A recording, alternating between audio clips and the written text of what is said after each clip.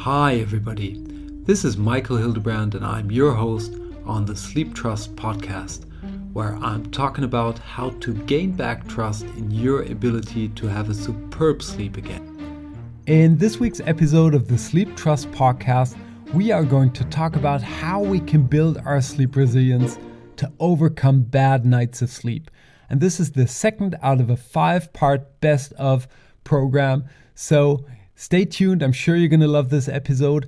And if you haven't signed up for the free 40-minute sleep masterclass, where I'm going to walk you through what you should be doing to really improve to high quality sleep with ease, then check out sleeptrust.eu, go to the show notes and sign up. It's free and I'm looking forward to see you there. And now enjoy this week's episode.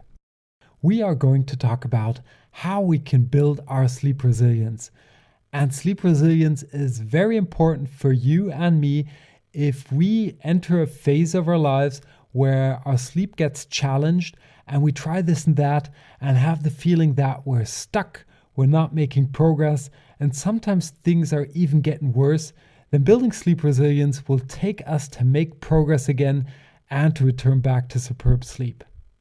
What quite often happens when a sleep problem hits a person is that the first reaction is to widely ignore the fact that something happened and to simply get annoyed about it. So I'm tired, I'm not feeling good, I'm annoyed, I'm not doing anything. Then at some point, people get so annoyed that they start to worry and say, okay, this is happening quite often. I'm worried. I'm kind of in a scarcity place. And then they often start to fight without thinking, taking random action. And this is kind of you can imagine if something like this happens or happened to you, happens to us, I've been there too, then it's as if we're wandering through a wonderful forest and suddenly you're in the swamp. And what doesn't help if you're caught in a swamp is to take random, unthought action, maybe even being hectic. What's going to happen is that you're going to sink deeper and deeper into the swamp, and that's what we want to avoid. So there's a simple 3-step model that we should follow in these situations. And the first thing is, of course, to keep calm. It is to accept and embrace the fact of where we are. This might sound hard, but it's where everything begins. So the first thing is that we have to recognize and accept that we're in the swamp now. Okay, look around, see and feel exactly what is going on and embrace this fact. That doesn't mean that you have to accept it or embrace it to the point that you say, oh, I love it here, I'm going to sink, it's wonderful. No, that's not what I mean. I'll give you a little example of my personal story. So when I had my sleep problems, the even bigger problem was a tremendous amount of pain that I had. So I couldn't sleep because of the pain and everything that built around that. And at one point, I was fortunate enough to stumble over a meditation that suggested to kind of feel into the pain, to accept the pain as what it is, a signal to your body, and to really deeply feel into that pain, which is completely counterintuitive. Even if you don't think about pain consciously, you unconsciously want to fight it. You do not want to listen to the pain. You want to get it away and so on. So this was a very, very deep and insightful experience, because actually what happened during that meditation is that I was able to fall asleep at some point. Were my problems completely gone? No. I woke up, 2 to 3 hours later because the pain just kind of hit that threshold again that I had to get up. But I was able to kind of accept and embrace the pain. And this is what we should do with our sleep too. So if we have a problem, we have to accept that it is how it is and embrace the fact. Maybe find something, positive about it. So if you have a bad night of sleep, maybe embrace the fact and say, okay, I acknowledge that this is the case. I'm going to do something else with my time right now. I might have a harder day tomorrow, but I'm going to feel okay. And the next night, I'm going to feel even more tired. So that would be step one. Step number two is to actually build sleep trust. So we want to trust that there will be a point in time in future that things will be better. And this trust is absolutely essential. It's not just saying, I will. You really have to feel this. And a little sign of what many people do, actually, that is the opposite of having trust, is to look at your clock at night when you wake up. You don't want to do that. If you wake up in the night, you want to trust that you will fall asleep again. It does not matter if it's 1 a.m., 3 a.m., 4:30, as long as that alarm doesn't go off, it's time to sleep.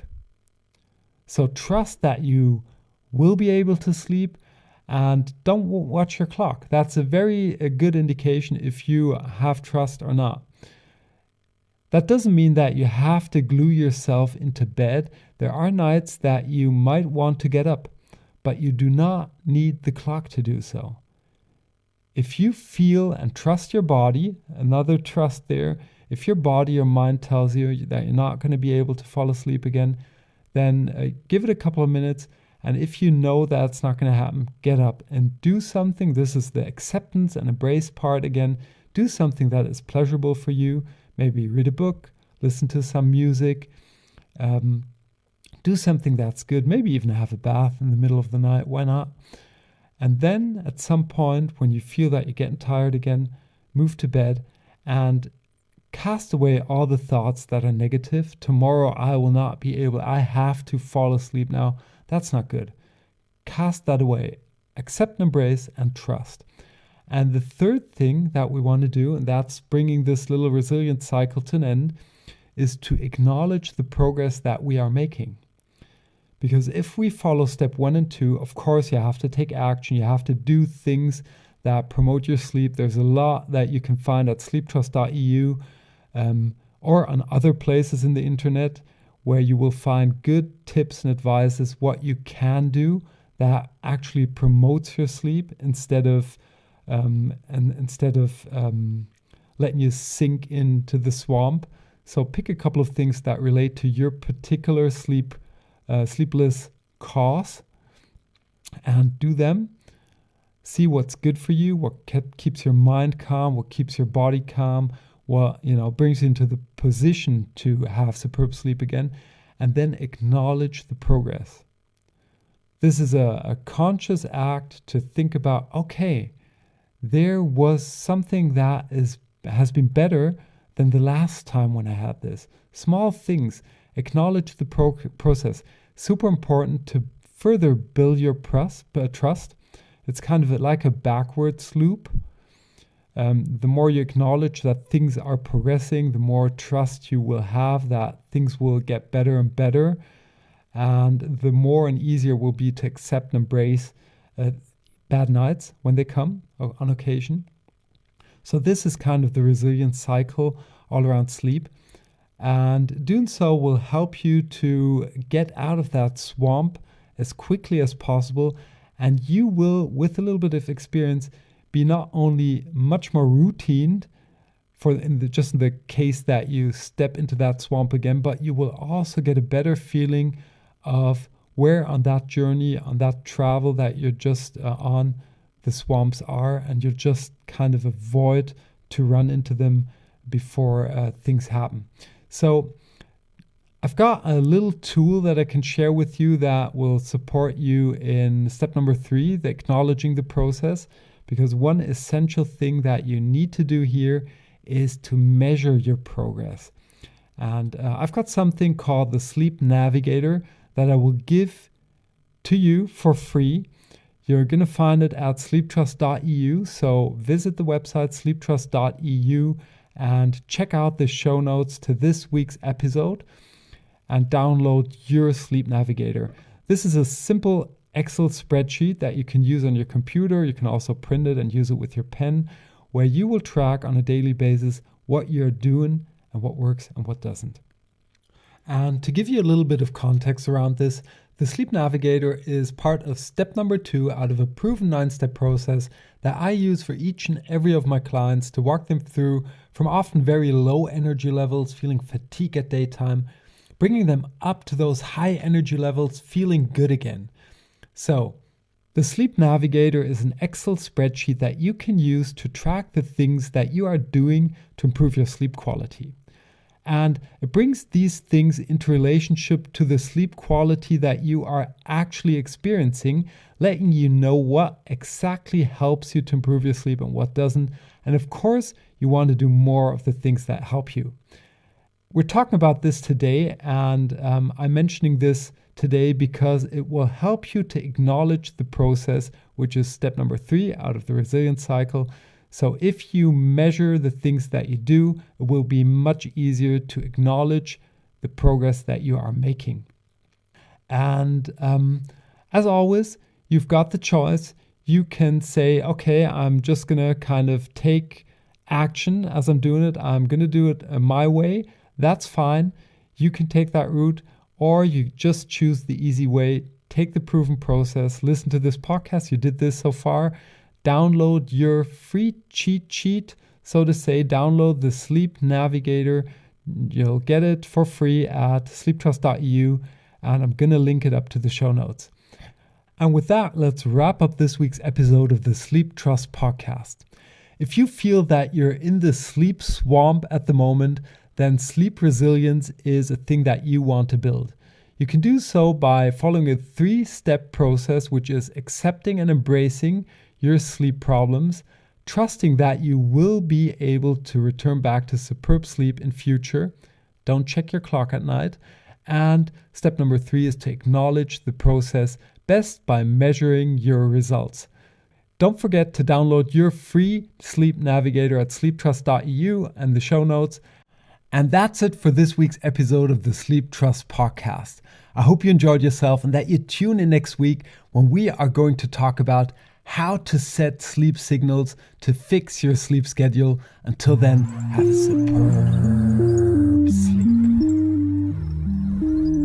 Hey there, and thanks for listening to the Sleep Trust podcast. I hope you've enjoyed this episode. If you want to get further information on this podcast or material that will help you to gain back your sleep trust, please check out sleeptrust.eu.